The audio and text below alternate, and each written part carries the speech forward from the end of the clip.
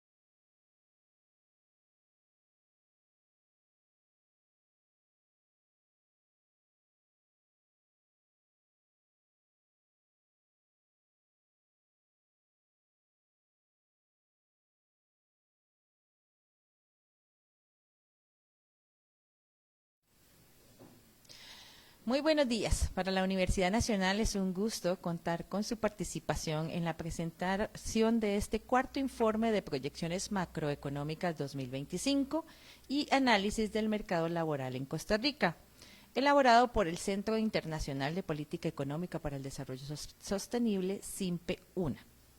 Mi nombre es Maribel Quiroz Jara, soy la directora de la Oficina de Comunicación y les acompañaré en esta conferencia de prensa. Importante indicar que esta conferencia está siendo grabada, por lo que pedimos que las personas que deseen hacer alguna participación, alguna pregunta, pues se haga ya sea en el chat o al finalizar la conferencia. Para la presentación de este informe nos acompañan en la mesa principal el máster Marco Otoya Chavarría, director general del CIMPE, y el máster Emanuel Agüero Quesada, investigador del CIMPE. Las palabras de bienvenida las escucharemos del señor Marco Otoya Chavarría, director del CIMPE. Muchas gracias. Muy buenos días a todas y a todos quienes nos acompañan en esta actividad del día de hoy, tanto acá de manera presencial como de manera remota. Para nosotros es muy grato estar el día de hoy presentando este informe de proyecciones macroeconómicas 2025, que además hace un análisis de lo que ha pasado en la economía durante el año 2024. Es también grato porque hace un año iniciamos con este proyecto de traer o informar a la sociedad costarricense de qué pasa en la economía desde un punto de vista neutral que permita generar además recomendaciones de política para la mejora en el bienestar de la sociedad costarricense, y además hemos logrado incorporar otros temas que no necesariamente están desvinculados a los grandes agregados macroeconómicos. En diferentes entregas hemos hablado de temas como la venta del Banco de Costa Rica, cómo ha evolucionado el gasto público social o profundizado en aspectos que tienen que ver con el tipo de cambio. En esta ocasión, además de relatar qué es lo que está sucediendo con el crecimiento económico, con variables como la inflación, con temas como la política monetaria y el tipo de cambio, y un tema que es fundamental también, el análisis de las finanzas públicas, vamos a hacer una revista de lo que pasa en el mercado de trabajo en este momento. Así que, sin más, voy a dar la palabra a don Emanuel Agüero para que inicie con la presentación de los aspectos más macroeconómicos. Muchas gracias, Marco. Uno de los puntos más importantes es entender el contexto económico internacional. Y eso es clave porque estamos en una situación donde las economías vienen creciendo a tasas por encima del promedio antes de la pandemia, pero ya para el 2025 e incluso en esta última parte del 2024 se espera una desaceleración más marcada. Eso no solamente en términos muy generales, sino también a nivel específico en regiones como, o más que regiones, en países como China, Estados Unidos y un poco también América Latina, principalmente en sus economías más grandes como es Brasil y México. En ese contexto tenemos que tomar mucho en cuenta cuáles podrían ser los potenciales impactos dentro de la economía costarricense. Además de eso, estaremos en un contexto global donde los precios del petróleo pueden tener ciertas presiones al alza, principalmente por todos los temas geopolíticos que puedan estar sucediendo. Tomemos en cuenta que con la llegada de Trump, estos aspectos pueden estar un poquito más dentro de el día a día de la dinámica política y económica a nivel global. De hecho, para América Latina, se esperan que economías importantes, como es el caso de Brasil y de México, tengan desaceleraciones. Y el caso mexicano es uno de los que hay que tener un ojo un poco más puesto, con más detalle, por las implicaciones que pueda tener este país a nivel de aranceles que estaría fijando el nuevo presidente electo, Donald Trump. Mientras que el caso de América Central y el Caribe, pues sí podrían tener crecimientos económicos un poco más estables, un poco más consistentes en cuanto a sus tasas de crecimiento. Entonces, bajo ese contexto económico internacional, donde debemos esperar un menor crecimiento para el 2025, es como arrancamos el impacto dentro de la economía costarricense. En primer lugar, lo que se debe destacar es que para el próximo año estamos esperando un crecimiento menor para Costa Rica. Después de varios años creciendo por encima del 4%, el próximo año sí vemos una economía que se va a desacelerar. Ese es el primer punto. Lo segundo es que la inflación continuará por debajo de su meta y eso va a presionar al Banco Central a que deba de bajar sus tasas de interés. Aún así, va a tener ciertas restricciones, como es las tasas de interés internacionales, es decir, lo que haga el Banco Central de Estados Unidos principalmente. El otro tema importante a destacar es que las cifras fiscales se han debilitado en este 2024 y eso va a causar que la deuda, como porcentaje del Producto Interno Bruto, aumente. ¿Qué significa eso? Que el ajuste fiscal que venimos haciendo se va a desgastar un poco para este año y probablemente para el próximo 2025. Y finalmente, en temas de empleo, el mensaje importante es que entre el 2022 y 2023 pues se destaca una reducción de la fuerza laboral y eso causa que las cifras de tasa de desempleo pues se vean un poco favorecidas por ese contexto. No obstante, en este 2024 sí también hay síntomas de recuperación en actividad económica en sectores que son donde demandan mano de obra poco calificada, como el sector comercial y turismo, y que eso ha impulsado un poquito la recuperación del empleo. Pero es un tema que se debe más algo cíclico que una política pública como tal. Si entramos más en detalle, el tema del crecimiento económico se destaca mucho dos aspectos. Uno es qué pasa con la dinámica interna, y eso ahí juega un papel importante el consumo de los hogares, por dos razones. La primera es que la confianza de los hogares ha venido en aumento en los últimos 24 meses y eso ha impulsado a un mayor consumo de bienes duraderos. ¿Qué quiere decir esto? Compra de automóviles, de electrodomésticos, de hogares y que precisamente están muy asociados en la percepción que puedan tener los hogares respecto a las expectativas económicas. Además, se debe complementar esto con una mayor colocación de crédito al sector privado. La razón de ello radica principalmente en una reducción en el tipo de cambio que ha permitido que el crédito en dólares se vaya recuperando de forma más acelerada. Luego de un 2022 y un poquito el inicio del 2023 que estaba con tasas negativas. A partir de ahí, el tipo de cambio empieza a reducirse y eso estimula el crédito en dólares. Entonces, al final de cuentas, podríamos decir que en la dinámica interna, el consumo de los hogares, producto de una mayor confianza y de una mayor colocación de crédito, es lo que explica su dinamismo. Ahora bien, si vemos también la economía desde la óptica de un régimen especial y un régimen definitivo, que el régimen especial es lo que comúnmente llamamos como zonas francas y el régimen definitivo, las actividades domésticas, podemos destacar algo que quizás no es algo nuevo y es que es zonas francas creciendo a tasas cercanas al 9%, 9,5%, mientras que la dinámica interna crece a un 3%, ¿verdad? Hay una brecha importante de crecimiento entre ambas áreas. Eso sí, esa brecha sí se ha disminuido en los últimos meses, precisamente por el mayor consumo de los hogares que ha hecho un mejor desempeño para sectores como el comercial, sectores como el de restaurantes, hoteles, y que eso termina favoreciendo también pues, el crecimiento económico. Aún así, esa brecha persiste y es algo que se esperaría que se mantenga a lo largo del próximo año. Si vemos ya el crecimiento económico por los distintos sectores, hay algo importante a destacar. Número uno, que somos una economía que cada vez depende más de los servicios, que estos son los que crecen a ritmos más fuertes y porque también es ahí donde están entrando con mayor fuerza las zonas francas. Por ejemplo, empresas que vienen a dar servicios contables, servicios financieros, servicios de computación, todo ese tipo de zonas francas, pues viene también estimulando el sector de servicios a nivel de Costa Rica. Sumado a que el sector financiero también viene con un mejor desempeño y precisamente eso obedece al mayor crédito. Existen sectores que sí se están quedando atrás, uno de ellos es principalmente el sector construcción. Y esto es un punto importante a destacar, porque es a través de la construcción que vemos el motor de la inversión y su impacto en la acumulación de capital en el país. Entonces es un punto a tomar en cuenta precisamente para las futuras expectativas de crecimiento del país, ¿verdad? Si el sector construcción no toma mayor fuerza, eso impacta directamente la inversión. Dicho eso, para este año esperamos que la economía costarricense crezca un 4,2% y para el próximo año en 3,5%.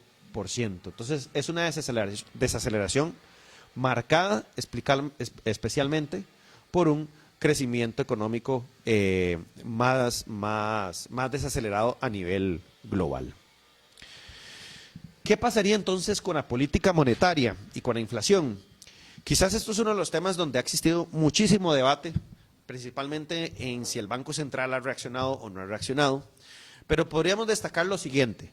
Primero, que la inflación desde el año 2023, especialmente al inicio, en su primer trimestre, ha estado por debajo de la meta, incluso en cifras negativas, que eso son los últimos datos, muestran eso, ¿verdad? Se estaba notando una ligera recuperación, pero en los últimos datos de inflación volvió a caer a cifras aún más negativas y eso evidentemente presiona el cumplimiento del Banco Central contra su meta, sobre todo porque eso impacta directamente su credibilidad.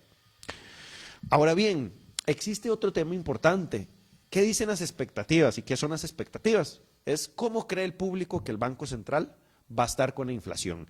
Y para eso toma 2 puntos de referencia, una encuesta que hace y además de eso, cómo el mercado financiero está previendo la inflación.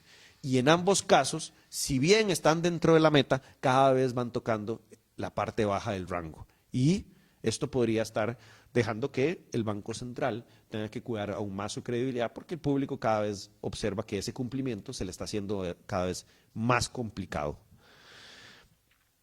En ese punto se destacan 2 cosas muy relevantes por lo que la inflación se mantiene baja. En primer lugar, alimentos es uno de los componentes que más ha contribuido a una inflación negativa. Y esto viene arrastrándose desde el año 2023, luego de un 2022 donde más bien fue el que más contribuyó a que la inflación subiera.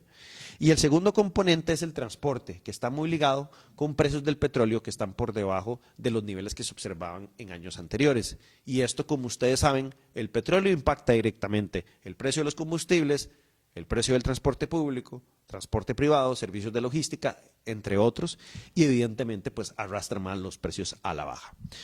Ahora bien, podríamos decir que estos son aspectos fuera de la política monetaria, es decir, son choques, podríamos llamarlos hasta externos, de oferta, pero si nos concentramos entonces en la inflación subyacente, que es un indicador que dice, bueno, eliminemos esos componentes que podrían ser un poco más fuera de la política monetaria del Banco Central, también se encuentra por debajo de la meta del banco y en niveles muy cercanos al 0%. Y eso lo que da son indicios de que efectivamente las presiones de inflación en Costa Rica son muy bajas y eso podría estar impactando la credibilidad del Banco Central porque no está cumpliendo su meta y ya son más de 24 meses o ya vamos más bien cerca de ser 24 meses de que se está por debajo de esa meta. Un elemento importante para los próximos meses va a ser el precio del petróleo, porque Costa Rica es un país muy sensible a eso. Choques en el precio del petróleo impactan directamente la inflación por lo que comenté recientemente, combustibles, transporte, entre otros, y que evidentemente si estos se recuperan podría ser un indicio de recuperación de la inflación, pero evidentemente depende mucho de aspectos geopolíticos. En ese contexto el Banco Central, ante las bajas presiones de inflación, desde el año 2023, a mediados de ese año, empezó un proceso de reducción de tasas de interés. Se le ha criticado de que ha sido un proceso muy paulatino. Parte del argumento de ellos es que están condicionados también a lo que haga la Reserva Federal, es decir, el Banco Central de Estados Unidos, que mantenía tasas de interés altas, pero este ente ya cada vez más viene bajando las tasas, o inició recientemente el proceso de bajas en tasas de interés, que podría pues darle un mayor espacio al Banco Central, y eso es lo que estamos previendo, que para el próximo año las tasas de interés, la de referencia al Banco Central, estaría en un 3%, por la persistencia en la baja inflación y porque la Reserva Federal le daría más espacio a eso. De hecho, cuando comparamos los comunicados de ambos bancos centrales, notamos un Banco Central de Costa Rica un poco más más confortable, se siente más cómodo con las tasas en este momento. No obstante, sí creemos que esto puede cambiar un poco la dirección de la Junta Directiva, precisamente por las muy bajas precios de inflación y porque las expectativas ya se están o muestran signos de que se van a salir del rango meta, y esto sí podría preocupar un poco más al ente monetario. Mientras que la Reserva Federal pues sí está un poco más claro con ese proceso de reducción de tasas de interés. Evidentemente la llegada de Trump al poder puede generar ciertos cambios de postura, sobre todo por subida de precios, por los aranceles, etcétera, pero es algo que en el camino se irá viendo, y lo que es más claro en este momento es una Reserva Federal reduciendo sus tasas de interés. Cuando nos pasamos entonces a la parte más de las finanzas del gobierno, su política fiscal, el mensaje es muy sencillo y es como lo mostramos acá, y es el deterioro en la recaudación fiscal tendrá efectos sobre la deuda del gobierno y en consecuencia sobre ese proceso de ajuste fiscal. Miren, si hubo un año positivo en términos de finanzas públicas, fue principalmente el año 2022. Ese año el balance primario llegó hasta 2 puntos del Producto Interno Bruto. El déficit fiscal cayó a 2,5%. Pero a partir de ahí se da un deterioro en la recaudación fiscal. Al llegar a un máximo, o más que recaudación fiscal, hablemos de los ingresos totales del gobierno, que alcanzaron un máximo de 16,4 puntos del PIB, y a partir de ahí pues se han venido disminuyendo. En el informe anterior dimos una explicación de los motivos del por qué se podría estar dando esto. Lo atribuíamos a exoneraciones en impuestos, a también la reducción en el tipo de cambio, y uno de los aspectos que también destacábamos mucho era la planificación de las empresas por medio de los créditos fiscales, que eso le estaba impactando directamente en la recaudación al gobierno. Y bueno, para este 2024 esperamos un balance primario superavitario de un 1%, un déficit que estaría aumentando a 3,5%, y además de eso, pues una deuda que después de 2 años de estar disminuyendo, este año nuestra proyección es que aumente. Y eso sí es un punto importante a destacar, porque es precisamente donde se muestra que ese ajuste fiscal este año pues se debilitó un poco. Para entrar un poco más en detalle con el proceso de ajuste fiscal, de la deuda del gobierno y todo esto, nos dimos la tarea de crear varios escenarios, y sobre todo enfocados mucho en la deuda. ¿Por qué ahí? Porque es importante destacar de que cuando hay un ajuste fiscal, quizás lo más mediático es el balance del gobierno, pero realmente donde el Fondo Monetario Internacional, donde los bancos de inversión globales van a estar poniendo su mirada es en la deuda, porque es ahí donde se ve ese ajuste fiscal. Y desde el 2022 la deuda venía disminuyendo, en 2024 se espera que aumente. Pero ¿qué pasaría si, y esto es parte de los escenarios que estamos haciendo, qué pasaría si la recaudación del gobierno se sigue deteriorando aún más? Eso provocará que la deuda del gobierno ya no esté por debajo del 60% a partir del 2026, sino después del 2027. Y eso tiene impactos muy, muy directos sobre la dinámica política de la regla fiscal, porque la regla fiscal, como sabemos bien, cuando está por debajo del 60% da más flexibilidades, pero si la deuda está por encima del 60% genera más restricciones, y eso evidentemente pues generaría un gran reto para la próxima administración de cómo podría mantener esa regla fiscal, sobre todo postergándose tanto la deuda por debajo del 60%. Ahora bien, ¿qué pasaría si el gobierno quiere hacer que esa deuda del 60% por debajo de ese nivel esté en 2025?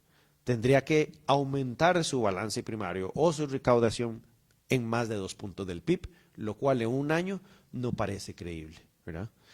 Todo esto lo que queremos dejar como mensaje es: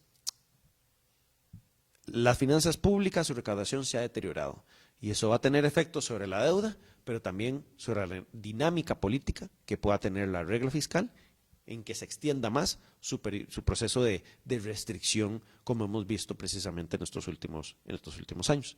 Entonces, en términos generales, ese es el contexto macro. Un crecimiento económico costarricense que se va a desacelerar en el próximo año, un banco central muy con el ojo puesto en las tasas de interés para reducirlas más, producto de las bajas.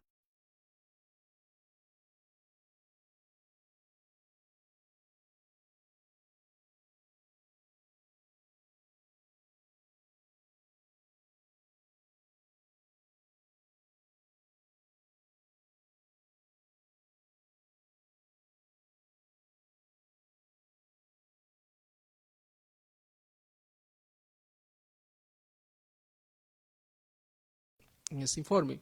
Un poco porque efectivamente el empleo es un factor fundamental para reducir la pobreza, o efectivamente contribuye en esa lucha de reducción de la pobreza. Es un elemento crucial también para la movilidad social, para el acceso a una serie de servicios básicos, digámoslo así, para una mejora en el bienestar de las personas. Obviamente el empleo por sí solo no es el único factor que puede ayudar a contribuir la pobreza o mejorar las condiciones y el bienestar de vida de la población.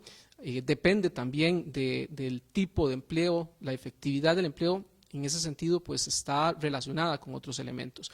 Pero nos parece importante mostrar cuál ha sido entonces la evolución del mercado de trabajo en ese sentido.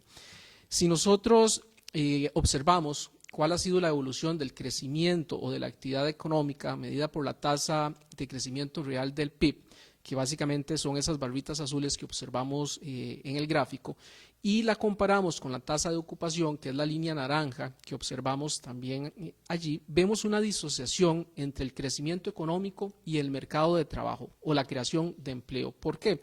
Si bien es cierto, en los años de la pandemia, el crecimiento del PIB se redujo a tasas alrededor del 8%, como lo vemos allí, y la tasa de ocupación cae, aunque no tan drástica como lo cae el crecimiento de la actividad económica, probablemente porque hay personas que continuaron ligadas a algunas actividades informales. Sin embargo, luego tenemos un crecimiento importante de la actividad económica por ese efecto rebote después de la pandemia, que tiende a estabilizarse en los últimos años. Como ya Emanuel mencionaba en un inicio, tuvimos tasas el año anterior alrededor del 5%, ahora del 4.2%, y para el próximo año pues proyectamos un poquito menos en términos del crecimiento. Sin embargo, si vemos la tasa de ocupación, no logra de alguna manera igualar los niveles que teníamos antes de la pandemia, es decir, que el crecimiento de la actividad económica no ha sido lo suficientemente fuerte para que el mercado de trabajo incorpore una cantidad de empleo similar al que tuvimos alrededor del 2019. Estamos cerca en este momento de alcanzar esa tasa de ocupación, pero tenemos un riesgo que, como se mencionaba en la parte anterior, es una reducción en la tasa de crecimiento de la economía. Otro aspecto importante de analizar es cómo se distribuye el número de personas ocupadas entre la formalidad y la informalidad. ¿Cómo podemos observar esto? Tratando de dividirlos entre las personas que están aseguradas y las que no. Las personas que están aseguradas o que tienen un seguro, pues son las que llamaríamos pertenecen a esa fuerza de ocupados en la formalidad, y las que no cuentan con esta posibilidad, pues estarían en el mercado informal, digámoslo así, de trabajo. Si bien es cierto, ambos, tanto el empleo formal como el empleo informal, muestran un crecimiento en los últimos años, no tenemos suficiente, o en los últimos trimestres, perdón, no tenemos suficiente información como para efectivamente afirmar que esa tendencia se va a mantener. Por ejemplo, en el segundo trimestre del 2024 el empleo formal más bien tiende a reducirse, mientras que el empleo informal sí se mantiene creciendo. Es decir, que el aumento en el empleo formal no está siendo suficiente para incorporar una parte importante de la población que se mantiene en la informalidad desde ese punto de vista. Entonces tenemos una proporción importante de la fuerza de trabajo que todavía no tiene necesariamente acceso a los beneficios de la seguridad social, evidenciando de alguna forma esas barreras que existen de forma estructural para la incorporación plena al empleo formal de estos grupos. Ahora, si observamos qué pasa en el mercado laboral o en el mercado de trabajo por rama de actividad económica, vemos que sí existen coincidencias entre los sectores que están creciendo más fuertemente y el número de ocupados. Esas barritas de color verde que observamos allí es una comparación entre la variación del empleo en el 2019 con respecto al tercer trimestre de este año. Entonces, los valores o los colores que tenemos en verde lo que nos muestran es que el empleo ha aumentado con respecto al 2019 y esto ha sido así en aspectos que tienen que ver con el comercio, por ejemplo, o con la manufactura, que como ya mencionamos están muy ligados también a las zonas francas. Pero tenemos algunos sectores como lo es el sector construcción, como lo es la agricultura y los hogares como empleadores que aún no han logrado mantener un nivel de ocupación similar al que teníamos antes de la pandemia o específicamente en el 2019. Esto nos llama a que efectivamente hay heterogeneidad en la forma en la que los diferentes sectores han aprovechado los beneficios del crecimiento. Si bien es cierto, cuando vemos las tasas de desempleo, y algo positivo que no podemos dejar de lado es que estas tasas han venido disminuyendo, no lo hacen tampoco con la misma celeridad en todos los sectores. Por ejemplo, en el caso del sector agrícola todavía mantenemos tasas de desempleo de 2 dígitos cuando comparamos tercer trimestre de 2023 al tercer trimestre de este año. Todavía tenemos en el caso del sector agrícola un desempleo que anda alrededor del 11.6% y en el caso de los hogares como empleadores aún también tenemos un desempleo de alrededor de 2 dígitos.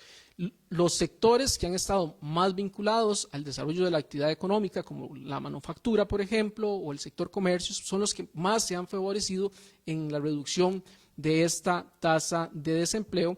Sin embargo, por ejemplo, todavía llama la atención el caso de los sectores como el comercio o como los hoteles y restaurantes, donde la disminución en la tasa de desempleo no ha sido como uno podría esperar. En el caso del sector de hoteles y restaurantes, que está muy ligado a la actividad turística, que sabemos que ha venido creciendo de manera importante, la tasa de desempleo sigue siendo la misma cuando la comparamos con respecto al mismo trimestre el año anterior.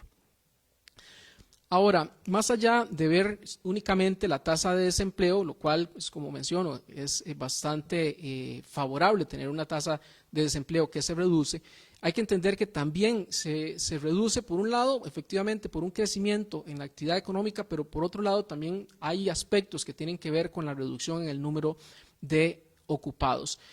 En ese sentido, si vemos, tenemos una tasa de desempleo para este último trimestre del año de alrededor del 6%, observamos que la tasa neta de participación todavía no alcanza niveles importantes y su tendencia en los últimos trimestres después de la pandemia incluso ha sido a reducirse, aunque observamos un leve crecimiento en los 2 trimestres de este año que analizamos, que son primero, segundo y tercer trimestre. Entonces, ¿cuál es la conclusión al respecto de esta gráfica?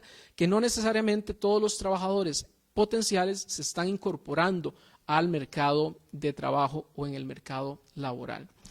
De igual manera, podemos desagregar un poco más los indicadores de empleo, tanto por género, por hombre o por mujer. Hemos visto reducciones importantes en la tasa de desempleo a nivel general. Tanto en el caso de las mujeres, esa reducción ha sido bastante importante, lo cual es positivo, pero aún también observamos que esa tasa neta de participación no ha crecido a los niveles de ocupación que nosotros esperaríamos comparado a los niveles prepandemia.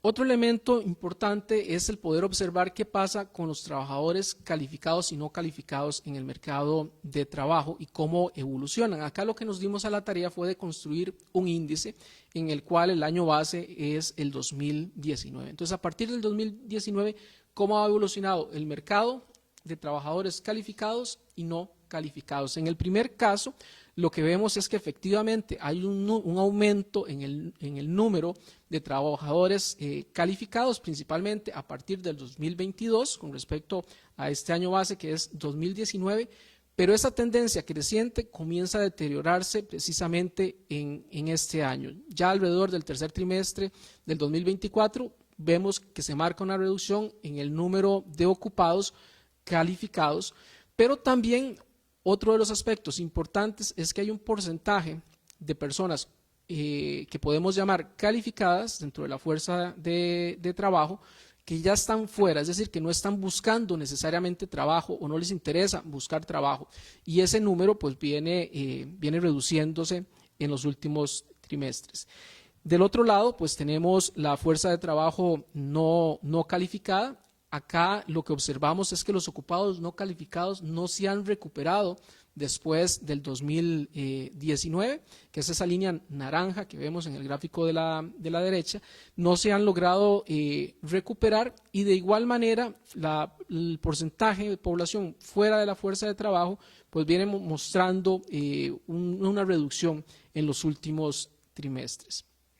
Finalmente, para entender un poco también cuáles son las motivaciones de esa reducción en la fuerza de trabajo, es importante dar una vista de cuáles son los motivos que principalmente las personas señalan por las cuales están fuera del mercado de trabajo. Ya los temas relacionados a la pandemia o otras razones laborales han reducido muchísimo su importancia, que es esa barrita morada que logramos ver a partir del 2020 de manera importante, pero ya para el 2024 es relativamente pequeña, pero sí son importantes otros factores que tienen que ver con el fin de el trabajo ocasional o estacional, que muchas veces está en mayor proporción ligado al trabajo no calificado. También hay un componente importante de personas que indican que su motivo de salida de la fuerza de trabajo está viéndose relacionada o con una reestructuración o un recorte de personal por parte de las empresas, o en segundo lugar por una renuncia obligada o pactada con el patrono en términos de finalización de sus contratos.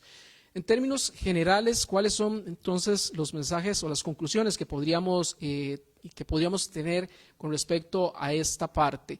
Y es que si bien en los años 2022 y 2023 tenemos una reducción en la tasa de desempleo o en la cifra, lo cual es sumamente positivo, no podemos quedarnos solo con ese indicador para entender el mercado de trabajo. También se da por una reducción en la fuerza laboral, en las personas que efectivamente quieren trabajar o que están en una búsqueda activa y constante de empleo.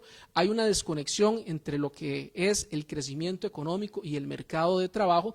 De ahí que es necesario el desarrollo de políticas económicas o de políticas públicas que permitan mejorar la inserción de la fuerza de trabajo en el mercado laboral, ligado a sectores no solo que están creciendo, sino poner atención a aquellos que su tasa de crecimiento está disminuyendo o se ha mantenido relativamente estable. Con esto pues doy por finalizada esta parte de la presentación, y no sin antes también quisiera pues agradecer en este informe que además de Manuel Agüero, que está acá, pues han participado Ivania Bolaños, Alan Quesada y María Zamora, que también a ellos pues quiero agradecer su colaboración en este informe. Muchas gracias a los investigadores del CIMPE por la presentación de este cuarto informe de proyecciones macroeconómicas 2025 y el análisis del mercado laboral en Costa Rica. Agradeceremos si ahora cada uno de ustedes nos puede realizar un resumen de 1 minuto cada uno para efectos de lo que pueda ser usado para la prensa.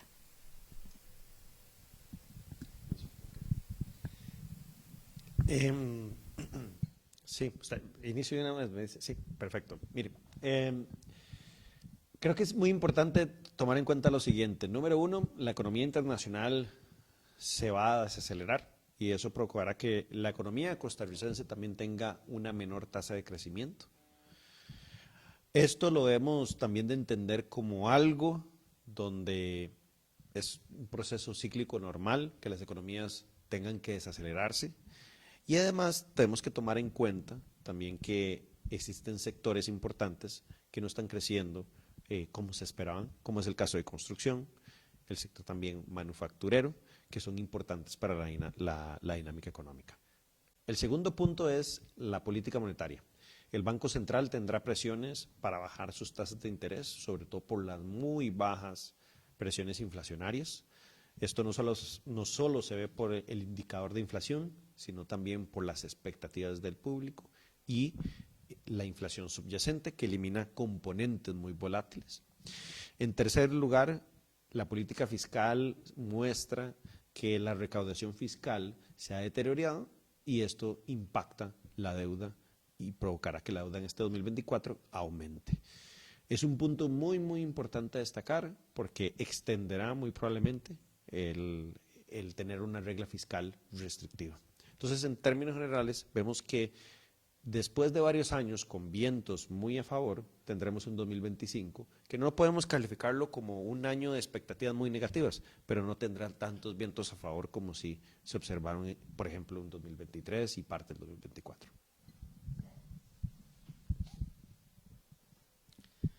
Gracias. En términos del mercado de trabajo, creo que es importante resaltar que efectivamente pues, el empleo es un instrumento para poder reducir la pobreza, mejorar el bienestar de las personas y que tengan la posibilidad de disponer pues, de un ingreso digno y que les permita tener acceso a bienes y servicios. Si bien es cierto, hemos observado que en los últimos trimestres, en términos generales, hay un descenso en la tasa de desempleo, lo cual es sumamente positivo. También hay que entender que este descenso, si bien es cierto, se explica en algunos casos por el crecimiento en algunas actividades, que, como ya mencionamos, están vinculadas principalmente a comercio, manufactura, en algunos casos relacionadas con las zonas francas. Hay sectores relacionados con no necesariamente esta parte de la economía que contribuyen al crecimiento económico y que no han logrado recuperar los niveles de ocupación que teníamos antes de la pandemia o específicamente en el 2019. Con esto lo que queremos decir es que sectores como la agricultura, por ejemplo, todavía necesitan de políticas que incentiven la ocupación, dado que es un empleador importante de trabajo no calificado. Además, todavía existen diferencias o disociaciones entre la forma en la cual crece la economía en su totalidad y la cual crece el mercado de trabajo. Tenemos que buscar políticas públicas que permitan redireccionar el empleo para que tanto el crecimiento económico como el empleo crezcan de una misma manera. Muchas gracias. Procedemos ahora con la etapa de preguntas. Tenemos dos consultas del periodista Kevin Rojas de Extra TV.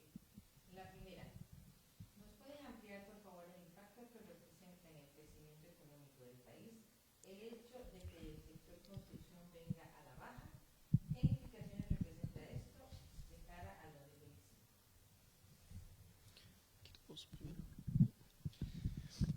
El sector construcción tiene una conexión muy, muy fuerte con la inversión del país. Normalmente la inversión se ve en dos componentes, construcción y lo que es maquinaria y equipo. Normalmente la construcción es el que lleva el mayor peso dentro de toda esa inversión nacional. Entonces, esto va a repercutir en que existirá una menor acumulación de capital. Cuando las economías acumulan menos capital, crecen menos. Y eso es lo que estaríamos esperando como otro factor que va a influir a que la economía costarricense en el 2025 se desacelere. Para relacionar tal vez la pregunta, gracias, con el mercado laboral, creo que también es una alerta importante porque el sector construcción es empleador fundamentalmente pues, de trabajadores no necesariamente calificados, muchas veces ubicados en zonas costeras, en zonas fuera del área, del gran área metropolitana, y con esto pues lo que estamos poniendo en riesgo todavía es una reducción más del número de ocupados en zonas rurales, en zonas costeras. Entonces definitivamente es un tema al cual tenemos que ponerle atención el próximo año.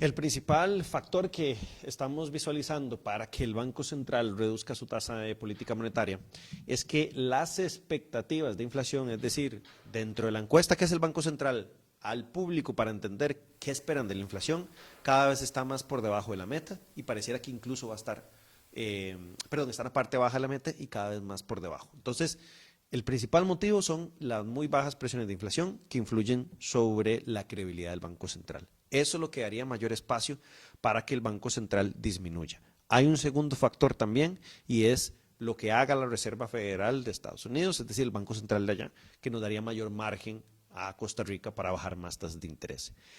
Ahora bien, si eso tendrá un impacto sobre los créditos para los costarricenses, sí lo tendrá, pero principalmente para los que van a obtener créditos en ese momento.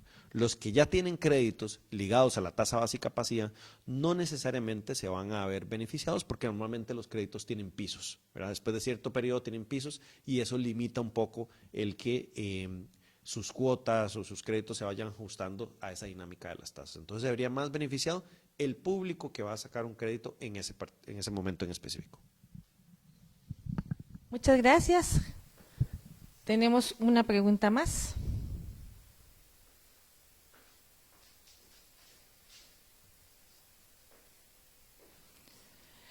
¿Qué políticas podrán ayudar a mejorar la conexión entre la producción y el empleo? De la periodista Patricia Leitón.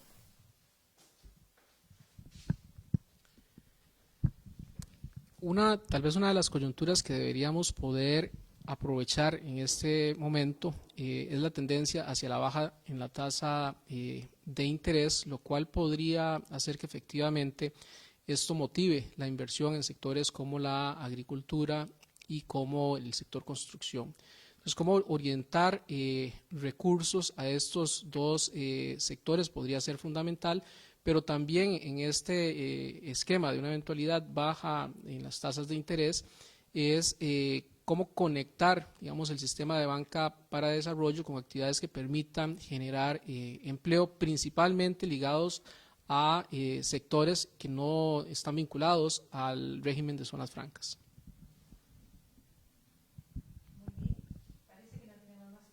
Entonces, agradecerle a los investigadores Marco Otoya Chavarría y Emanuel Agüero Quesada por su participación en esta conferencia de prensa en que se presentó el cuarto informe de proyecciones macroeconómicas 2025 y el análisis del mercado laboral en Costa Rica. En breve podrán encontrar en la plataforma Una Comunica un resumen de esta conferencia de prensa, así como el vínculo a la transmisión en vivo que queda ahí grabada. También les invitamos a buscar más información sobre este y otros temas en www.unacomunica.una.ac.cr y también en nuestros perfiles en redes sociales bajo el nombre de Una Comunica. Muchas gracias por acompañarnos en esta conferencia de prensa. Hasta pronto.